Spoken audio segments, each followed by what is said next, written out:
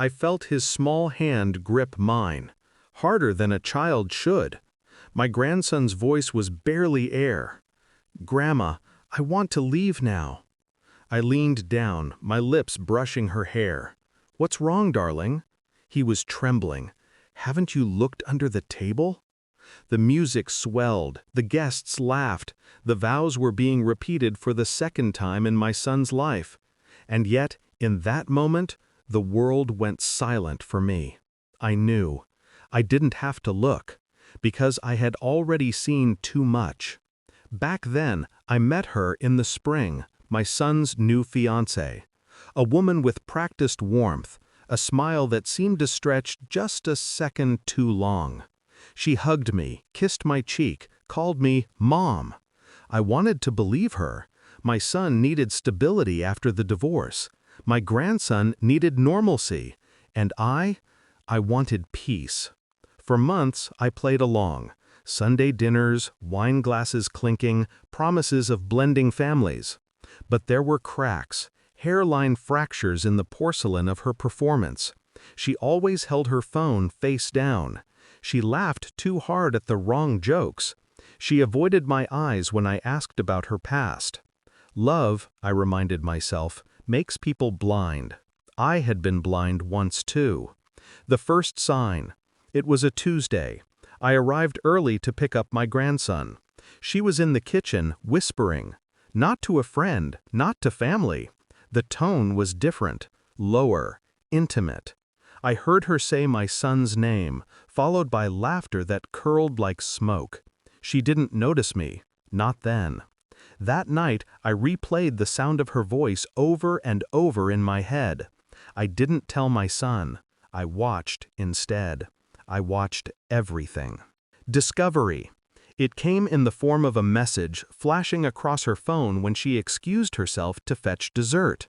I didn't mean to look, but it was right there. One line. "When he finally signs the papers, we'll have everything, just like we planned." The words seared into me. My son's name wasn't in the message. Another man's was. That night, I didn't sleep. Betrayal is a slow poison, but in me, it sparked clarity. She wasn't marrying for love. She was marrying for the house, the accounts, the trust fund my son barely touched but still had. And she thought she'd win. She underestimated me. Shift.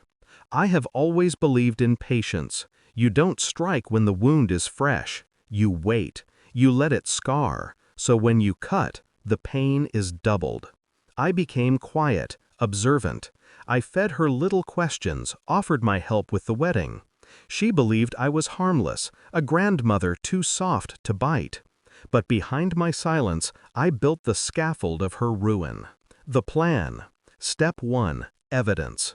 I followed her patterns, late-night drives, phone calls ending abruptly when I entered a room. I hired someone, not a thug, not a cliché, a professional. Discretion was worth the cost. Photos came back within weeks, her with him, wrapped in a kiss that no mother could ignore. Step 2. Protection. I convinced my son to update his will, his accounts, under the pretense of responsibility. He agreed, too busy, too trusting to notice the precision of my timing. The assets were moved, ironclad. Step 3. Exposure. Not yet. Timing mattered. The truth had to arrive not as a whisper, but as a detonation. The wedding. Which brings us back here. The second wedding. White dress, borrowed vows, promises of forever that curdled on her tongue. Guests clapped, oblivious. My grandson trembled beside me, sensing something children always sense before adults do. And then, his words. "Haven't you looked under the table?" I did, slowly. There, hidden beneath flowing linen, was a phone, live, recording, broadcasting the entire ceremony to someone who couldn't attend in person. Him, the lover. She wanted him to watch, to savor the victory. My hand tightened around my grandson's. I smiled, because it was perfect. Execution. When the priest asked if anyone had reason these two should not be joined, I rose. Not hurried, not dramatic, calm.